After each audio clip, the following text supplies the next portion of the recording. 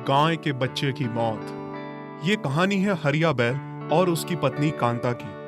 दरअसल हरिया बहुत ही आलसी बैल होता है। उसका काम काज में दूसरे बैलों की तरह बिल्कुल भी मन नहीं लगता। उसकी बीवी कांता खुद उसकी हरकतों से दुखी थी, पर कुछ कर नहीं सकती थी। पति के आगे मजबूर थी। जैसा पति उसको कहता, उसको वो वैसा ही करना पड़ता। हरिया चाहता था बिना हाथ पांव मारे बस घर में धन आ जाए। दोनों पति पत्नी हर रोज सुबह सुबह भीख मांगने के लिए शहर की ओर अलग अलग दिशा में जाते, और जो कुछ भी पूरे दिन में भीख में मिलता उससे बस उनका रात के खाने का ही गुजर हो पाता था। कांता को ये सब करना अच्छा नहीं लगता था। वो इज्जत से कमाना और खाना चाहती थी, पर पति के आगे उसकी एक नहीं चलती। फिर एक दिन कांता अपने पति से कहती है, ए जी सुनो ना। हाँ बोलो बोलो, जल्दी क्या बोलना है? मैं क्या कह रही थी, हम कब तक भीख मांगते रहेंगे? रोज भीख मांग के बस एक समय का खाना हो पाता है।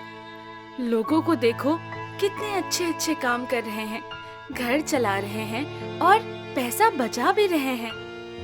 मुझे तो लगता है तुम्हें आलस आ गया है। अब भीख मांगने में तुम्हारा मन नहीं लग रहा। नहीं नहीं, ऐसी बात नहीं है। आप मुझे गलत समझ रहे हैं। आज तक आपने जो भी कहा मैंने सब किया ना, कभी मना नहीं किया। बस मैं तो ये कह रही थी, कल को हमारा बच्चा होगा तो उसके लिए अच्छा करना, उसके भविष्य के लिए सोचना हमारा फर्ज बनता है ना। खुद तो जैसी तैसी गुजर बस कर लेते हैं, उसके लिए तो अच्छा सोचना है ना। बच्चा हुआ तो नहीं ना? जब होगा देखा जाएगा। सिर्फ बच्चा बच्चा करती रहती हो।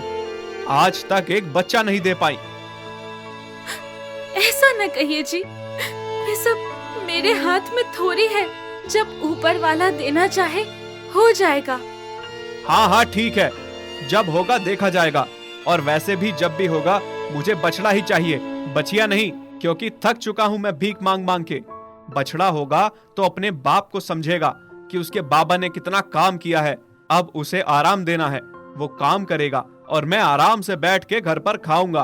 और बछिया हुई तो वो क्या करेगी? उल्टा उसका बोझ हो जाएगा मेरे सर पे। हाँ। ऐसा न कहिए जी, बच्चे तो भगवान का रूप होते हैं। अच्छा अच्छा, तू ज्यादा समझदार ना बन और चुपचाप काम कर। पर मैं ये कह रही थी जी कि हमें कोई काम शुरू करना चाहिए, क्योंकि गांव वालों को भी पसंद नहीं कि हम भीख मांगे। कितनी बार आ हमें सबने समझाया जी, और मुझे भीख मांगना भी अच्छा नहीं लगता। हर रोज कोई ना कोई आते जाते गंदी नजर से देखता है। कोई कोई तो गंदे तरीके से छूने की कोशिश करता है, और कभी कभी तो कोई इतनी गंदी गंदी गालियां देता है कि तुम्हारे हाथ पांव टूट गए हैं क्या? कुछ काम धंधा नहीं कर सकते? मेहनत के कमाने और खाने में इज्जत है, ऐसा कह के चले जाते हैं।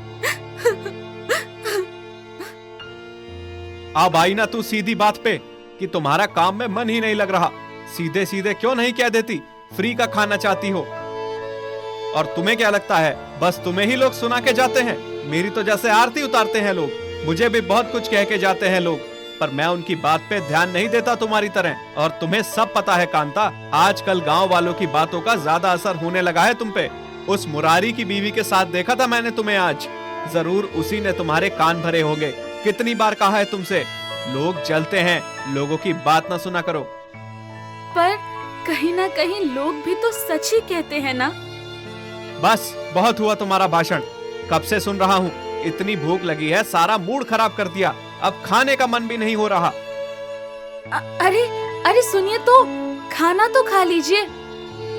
ओह, कैसे समझाऊं मैं आपको, मेहनत की कमाने में ही इज्जत है। हरिया के लिए उसके माँ बाप ढेरों संपत्ति छोड़ गए थे, पर आलसी हरिया ने एक एक करके सब कुछ बेच दिया था, और जो पैसे वहां से आए उन्हें घर बैठ के खाया। जब सब खत्म हुआ तो फिर भीख मांग के काम करने लगा, और बीवी से भी वही काम करवाता। अब संपत्ति के नाम पे बीवी के पास कुछ जेवर और घर ही बचा था। हरिया के आस पड़ोस वालों को उसका भीख मांगना अच्छा नहीं लगता। बहुत बार गांव वालों ने उसे समझाने की कोशिश की, पर उसे लगता कि गांव वाले उससे जलते हैं। वो उनकी एक बात नहीं सुनता। सुनिए जी, मुझे आपसे कुछ कहना है। क्या कहना है, जल्दी बोलो, मेरे पास इतना समय नहीं है तुम्हारी बकवास सुनने का। बताओ, फिर मुझे सोना है, थक गया हूँ। जी, मैं गर्भवती हूँ। क्या सच कह रही हो? इसका मतलब हमारा बछड़ा आने वाला है। मेरा कष्ट अब दूर होगा। अब मैं भीख मांगने नहीं जाऊंगी। मुझे आराम की जरूरत है। घर पे रह के आराम करूंगी। क्या? अच्छा चलो ठीक है। जब तक हमारा बछड़ा नहीं आ जाता तब तक तुम घर पे रहो। मैं कुछ सोचता हूँ। एक जने के भीख से तो गुजारा नहीं होगा। कुछ काम करने के बारे में सोचता हूँ। कांता हरिया की बात सुन के खुश हो जाती है कि शायद बच्चा आने की वजह से वो सुधर जाए, कुछ काम करने लगे। पर साथ में ही कांता दुखी भी थी। सुनिए जी, आप बस कहते रहते हैं बछड़ा चाहिए, बछड़ा चाहिए। और अगर हमारी बचिया हुई तो? बचिया के बारे में तो सोचना भी मत। मुझे बस बछड़ा ही चाहिए। कम से कम अपने बाप का सहारा तो बनेगा ना। और अगर बचिया हुई तो मेरे ऊपर बोझ ही बनेगी। बस तुम्हें मेरे लिए बछड़ा ही पैदा करना है। बचिया हुई तो उसे मैं या तो किसी को दे दूंगा या फिर मार डालूंगा, समझी? कैसी बातें कर रहे हो आप? कांता को बस अब इस बात का ही डर था कि कहीं उसे बचिया हुई और हरिया ने उसे कुछ कर दिया तो। कुछ दिनों बाद हरिया को मुरारी मिलता है। हरिया भाई, अरे सुनो तो, मुंह क्यों फेर रहे हो? क्या है? क्या बोल रहे हो? मैं तो तुमसे काम की ही बात कर रहा था। नहीं, मुझे तुम्हारे काम की बात नहीं सुननी। तुम और तुम्हारी बीवी पहले ही मेरी पत्नी को बहुत भड़का चुके हो। अरे भाई, हमें भड़का के क्या मिलेगा भला? मैं तो तुम्हारी भलाई के बारे में ही कह रहा था। अब तुम्हारा बच्चा आने वाला है और बच्चा आने के बाद कितनी जिम्मेदारी बढ़ जाती है, ये हमसे बेहतर कौन जान सकता है। और तुम कब तक भीख मांग के गुजारा करोगे? कोई ना कोई काम तो करना ही पड़ेगा ना। मैंने तुम्हारे लिए एक काम देखा है। मैं सेठ जी के यहाँ खेतों में ट्रैक्टर चलाता हूँ। अगर तुम भी अपना ट्रैक्टर ले लो और सेठ के यहाँ काम करो तो अच्छी खासी कमाई होगी। मुरारी की बात का हरिया पे असर हो जाता है। अच्छा, ठीक है, सोचता हूँ कुछ मैं। हरिया घर आके कांता से बचे हुए जेवर मांगता है और कहता है कि उसे ट्रैक्टर लेना है। देख कांता, तू चाहती थी ना कि मैं काम करूं, तो दे अपने जेवर। मुझे ट्रैक्टर लेना है, सेठ के खेतों में काम करना है। थोड़ा समय मैं काम करूंगा और उसके बाद मेरा बछड़ा ही तो करेगा। लेकिन वो जेवर, बस वही गहने बचे हैं, आपके माँ बाबूजी की निशानी। उन्हें कैसे बेचे? अरे तू नहीं चाहती कि मैं काम करूं? चल ला, चुपचाप गहने ला। हरिया कांता से गहने ले जाता है और ट्रैक्टर खरीद लेता है और सेठ के यहाँ खेतों में काम करने लगता है।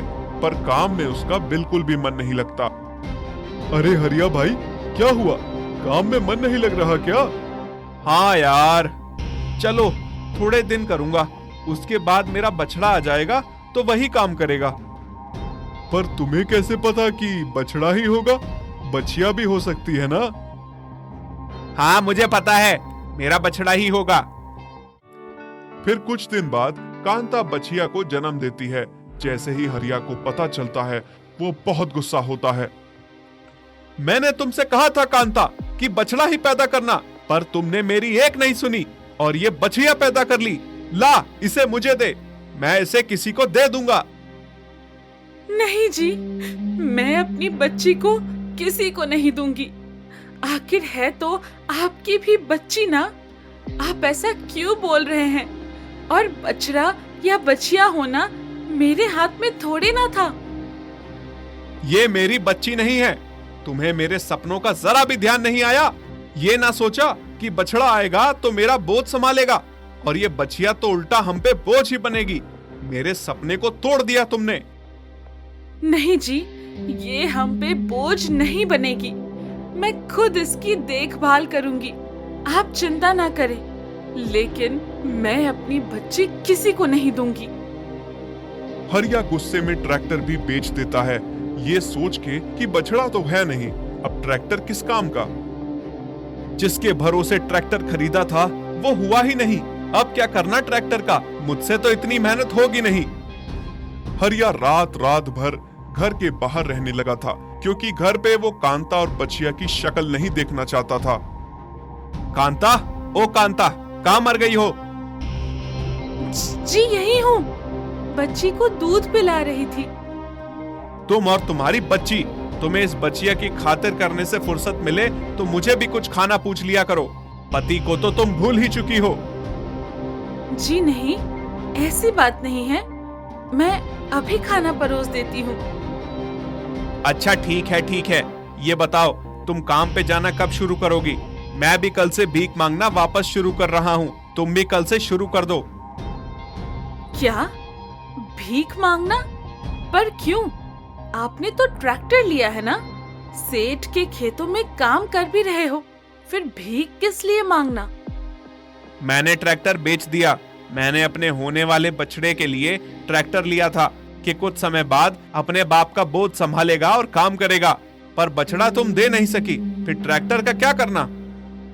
मैं कहीं नहीं जा रही। मैं भीख मांगने चली गई तो मेरी बच्ची का ध्यान कौन रखेगा?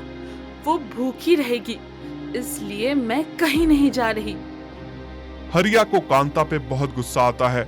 वो सोचता है कि आज तक जिस बीवी ने उससे आंख उठाकर बात तक नहीं कही, आज वो बछिया के लिए उसका विरोध कर रही है। पानी सर से ऊपर जा रहा है, अब मुझे जो कुछ करना है आज रात को ही करना होगा। कांता जब सो रही थी तो हरिया उस समय बछिया को उठा के गांव के पास बने एक पुराने और सूखे कुएं में फेंक देता है। बछिया रोती रहती है, पर उसकी सुनने वाला कोई नहीं होता, क्योंकि वो कुआं गांव से जरा दूर था। कांता की जब नींद खुलती है और वो अपनी बच्ची को नहीं पाती तो उसका शक सीधा हरिया पे जाता है। हरिया, ओ हरिया, बता, तूने मेरी बच्ची को कहाँ छोड़ा है? उसे वहां पहुंचा के आया हूं जहां उसे बहुत पहले होना चाहिए था। देख कांता, तू भी समझ जा, वो बच्चिया हमारे लिए बोझ थी। अब हम नए सिरे से जिंदगी शुरू करते हैं, क्या पता कल को हमें बछड़ा हो जाए। मुझे मेरी बच्चिया का पता बता दे, कहाँ है वो? तू समझ क्यों नहीं रहा? उसे भूख लगी होगी, भूखी प्यासी वो मर जाएगी। मैं तेरे आगे हाथ जोड़ती हूँ, बता दे मुझे।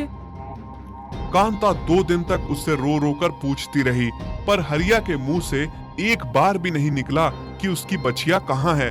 उधर बछिया भूखी प्यासी अपनी माँ को याद करके सिसक सिसक कर दम तोड़ बैठती है। फिर 2 दिन बाद मुरारी की बीवी कांता को आके बताती है, कांता बहन, मैं अभी अभी तुम्हारी बच्चिया को गांव में बने पुराने सूखे कुएं में देख के आई हूँ। क्या बहन, ये तुम क्या कह रही हो? कांता भागती हुई कुएं के पास पहुंचती है। गांव वाले कांता की बच्चिया को बाहर निकालते हैं। कांता जैसे ही अपनी बच्ची को मरा हुआ देखती है, उसे तो सदमा ही लग जाता है। और फिर थोड़ी देर बाद इतनी तेज आंधी आती है कि हरिया के घर के साथ बहुत बड़ा पेड़ टूट के उसके घर पे गिर जाता है। उसका सारा घर तहस नहस हो जाता है। हरिया जैसे बाहर भागने लगता है, घर का बड़ा सा पत्थर हरिया की टांग पे गिरता है, जिस वजह से उसकी टांग टूट जाती है और अपने पैरों पर उठ भी नहीं पा रहा था। थोड़ी देर में कांता अपनी बच्चिया की लाश को लेकर घर आ जाती है। हरिया, तुझे एक बार भी तरस नहीं आया? इतना पापी है, तेरे हाथ जरा भी नहीं कांपे अपने ही बच्ची को मारते हुए? हमेशा तुमने अपने बारे में सोचा, अपने स्वार्थ के बारे में। देख, तुझे तेरे किए की सजा मिल गई। तूने अपनी ही बच्ची की हत्या की और तेरे पास कुछ भी ना रहा, सब तहस नहस हो गया। तेरी टांग टूट गई, अब तो तू अपने बल पे खड़ा भी नहीं हो सकता। हाँ हरिया, तुझे तेरे किए की सजा मिली। तू हमेशा से स्वार्थी था, पर आज हत्यारा भी हो गया जिसकी भगवान ने तुझे सजा दी है। मुझे माफ कर दो कांता, मैं समझ गया हूं मुझसे बहुत बड़ा पाप हो गया है, तभी आज मेरे साथ ऐसा हुआ। तेरी गलती माफी के लायक नहीं है। मैंने हमेशा तुझे हर गलती के लिए माफ किया, पर इस बार नहीं, क्योंकि तूने मेरी बच्ची को मुझसे छीना है। अब रह अकेला एक ही जगह जहां तुझे कोई पानी भी पूछने वाला नहीं होगा। हाँ। नहीं कांता, अगर तुम ही मेरा साथ छोड़ दोगी तो मेरा कौन होगा। मुझे छोड़ के मत जाओ, मुझे माफ कर दो। इस तरह हरिया से भी ऊपर वाला सब कुछ छीन लेता है। कांता उसे छोड़ के जा चुकी थी। हरिया अब अपने बल पे उठ भी नहीं पा रहा था। जो हरिया हमेशा अपने स्वार्थ और अपने बारे में सोचता था, आज उसको कोई खाना तक पूछने वाला नहीं था। यदि आप ऐसी कहानियां और देखना चाहते हैं तो हमारे चैनल को सब्सक्राइब करें और बेल आइकन पर क्लिक करें ताकि हमारी सारी नई वीडियोस आप सबसे पहले देख सकें।